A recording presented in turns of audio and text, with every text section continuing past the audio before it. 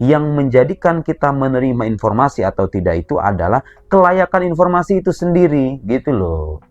Jadi, baik dia tertulis atau tidak tertulis, selama informasi ini layak, bersandar pada data yang valid, sanad periwayatannya jelas, kalau berupa riwayat, kemudian perawinya terbukti terpercaya, hafalannya kuat, tidak mengandung cacat, tidak bertentangan dengan informasi lain yang lebih sahih, maka nggak ada alasan bagi kita untuk tidak menerima. Karena sama-sama informasi. Sama-sama informasi.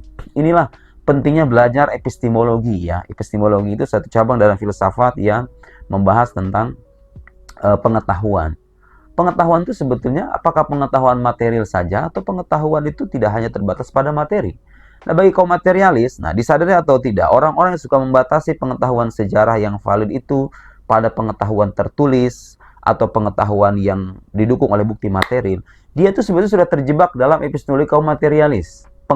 Konsep pengetahuan yang dibangun oleh kaum materialis. Seolah-olah kalau tidak ada materinya itu nggak ada. Nah, orang muslim itu nggak akan punya logika semacam itu. Karena bagaimanapun, kalau kita belajar epistemologi, sarana pengetahuan itu bukan hanya panca indera. Kan panca indera yang bisa mengakses materi. Bukan hanya panca indera tadi pengetahuan itu. Ada pengetahuan bersumber dari akal, ada juga khobar shadiq. Informasi yang jujur, informasi yang valid. Di antara khobar shadiq itu adalah khobar mutawatir. Nah, sekarang saya ingin berikan logika sederhana kepada Anda semua untuk mengukuhkan apa yang tadi saya katakan, bahwa sejarah tidak selamanya harus didasarkan pada bukti tertulis.